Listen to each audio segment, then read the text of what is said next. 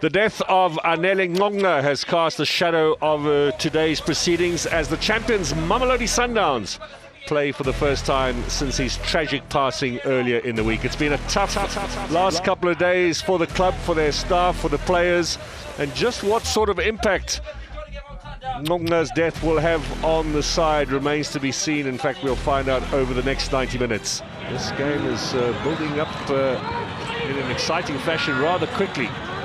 Morena once more. Robinson is the defender. Back out again. In from Erasmus. Header from Shalulile. Goal. Mamelodi Sundowns inside 7 minutes. And simply done too by the champions.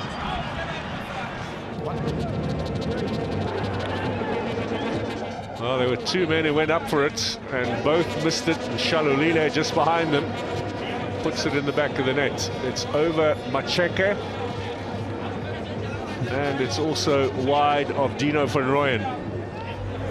My boy, much more of a midfielder this time around. Here he is with a shot. Oh, it's an excellent effort too. He's played just about everywhere. Believe it or not, he's played even as a right full back, is my boy.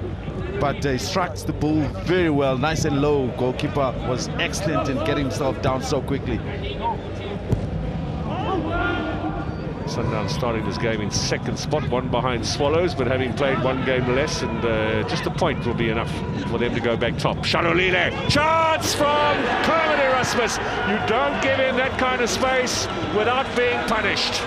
Just bangs it home. 2-0 already for the champions, and as William points out, just getting themselves into a big muddle there, Stellenbosch. Stolen away by Shalulile, and selfishly sets it up here for Erasmus, and he needs no second invitation from this angle. Banged in the back of the net. Still okay, gets up on his feet again, fighting away. Now my boy into Erasmus, lays it back, Shawley's wide here, and that is number 3. Simply done by Mamelodi Sundowns, and they have increased the lead here. And once again they will pay tribute to Anele Ngonga. Beautifully done. Ball that gets through. Look at that. That for me is where the real trick happened, and the recovery for the defenders was way behind the action. Well, it was the persistence here of Lekay that set it all up, and then my boy with a lovely little ball, Kermit playing it back into the path, and Zwane did so well to peel away and find plenty of space for himself. This is good work from Dimba all the way through. Can he finish? Saved by Onyango. Halfway line, he picks it up, keeps going. A little bit of good fortune along the way, and then that challenge at the vital moments. It was Langeman who tracked him back all the way. Draw it back. Van Heerden will clear. Not far enough though. Here comes Rivaldo Kutsia. Good save, and the follow-up offside. Shalulile's goal will not count. Good initial effort from Rivaldo Kutsia and good save from Langeveld. Yes. It's a great decision. I actually thought maybe he might have been denied a goal here, but once again you got to give it to Langeveld. Another great save from him. The quality of Mamelodi Sundowns all too evident yet again here at Loftus Versfeld. 7 goals now in their last 2 home matches, 3 here today. They've beaten Stellenbosch with some ease. I just want to thank Stellenbosch in support of our celebration for Anele's life. We really appreciate. It's not easy for them and their sponsors to allow themselves to wear a shirt with Anele, but they did it with open arms, and we really appreciate that as Sundowns, because it is very important for us to celebrate the life of Anele. This is a legend that has done very well for this country, with 50 caps in the national team and so many trophies with Sundowns, and the Champions League performances for Genk. He really deserves the respect that the club is giving him. Tonight, Kermit created 2 goals and scored the other. Peter Shalulile was also on the score sheet, and DStv Premiership Man of the Match. These are 2 players who've come in to a very impressive Sundowns team and already made their mark. Just tell us about how they slot into your plans and what they've brought this season. The good thing about both boys are very positive and easy to comprehend tactical situations, and whenever you want to use them in a certain way, they are there. And they work very hard, both offensively and defensively in our pressing moments. But you know the quality that Kermit will present you with in terms of scoring goals. But the good thing that I like more from Kermit and Peter is that in as much as they are scoring goals, even Shishi in that space, they are also prepared to share with others, because Kermit could have easily decided to take a shot there, but he decided to lay it back from Shishi. And the same thing that happened last week. Kermit played almost the same ball from Shishi on the inside, and Peter Shalulile played 2 balls from Shishi. And that atmosphere of brotherhood is what is more important, where in as much as we are all on the race, but we make sure that we play as a team and we play for one another, because this is a marathon and we've just completed the 5th kilometer out of the 30 kilometers that we still have. So when everybody works towards what we are trying to achieve, we are all encouraged. But I also want to thank the coaches that I work with. I believe all of them are working very hard. The support staff, the backroom staff, the management on the other side. Everybody has really been pulling a weight to make sure that the team is successful and stable. And we are hopeful that we can continue like this. Our conditioning department has done a very good job. We are finishing games very strong. And there is a very, very big impact in that regard. We promised we'd end on a positive note. It's been a heavy week, but there was also some great news for Hlompo Kekana. Just tell me about how his nomination for FIFA Best Award was received.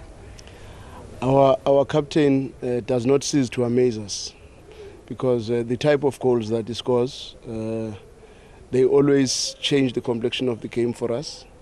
But one is more impressed with him getting this recognition, because he's a player that has served the country, has served the club, has served all the clubs that he has played for, to be honest. And not many people always give credit to people like Hlompo. But when he gets these nominations, people start to give a little bit more respect. It's not easy for one to be nominated twice for the Puskas Award, but our captain has always represented us in that space, and I'm very proud, and I'm still very hopeful that before the end of the season he's still going to score another one like that.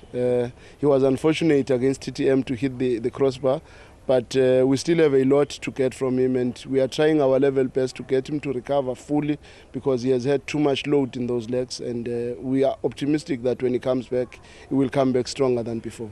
Well done on the win tonight, Coach. Yeah, besides not the result, not the performance either. So if you're not going to put in a good performance against a good team, then things like this will happen. So yeah, I just think we started the game without the aggression that we needed to start. We were just too passive, allowed them too much time, space on the ball.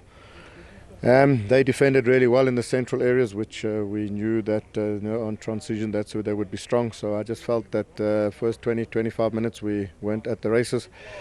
We just didn't play with the energy that we needed to. And if you give a good team like Sundowns a 2-0 advantage within the first 20-25 minutes, it's going to become a long evening. So yeah, we just outperformed this evening, outclassed in many departments. It's a hard lesson to learn, but if we don't learn from it, then it's our own fault. So we need to stand up, step up, go back to the drawing board, and continue to work again. I asked you before the match what were some of your non-negotiables, and you definitely stressed the need to be defensively solid. Did you see that out there? No, unfortunately we didn't start the way we wanted to, especially defensively. I thought that's what they done. They were defensively solid, which just laid the platform for them to then transition and create opportunities. And they've got quality all around the pitch that they showed, and the composure in the final third. So no, we didn't start with the defensive will that I'd hoped that we would.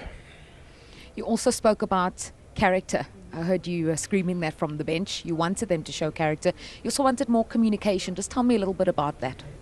Yeah, look, when you're playing against a good team and they're on top of you, and they're leading, you've got to show the character to fight and step up and stand up. It's not always going to go your way, so it's how you react to difficult situations, and we needed to be a little bit more, show a bit more personality, a bit more character as a team, as individuals. And that starts with talking and communicating and lifting each other up and demanding more from one another. And it was just all around from all levels. We just didn't start the game as we had hoped. And second half, probably a little bit more energy about our game, a little bit more sort of will, and a little bit more sort of character shown. But unfortunately the horse had bolted and the game was done.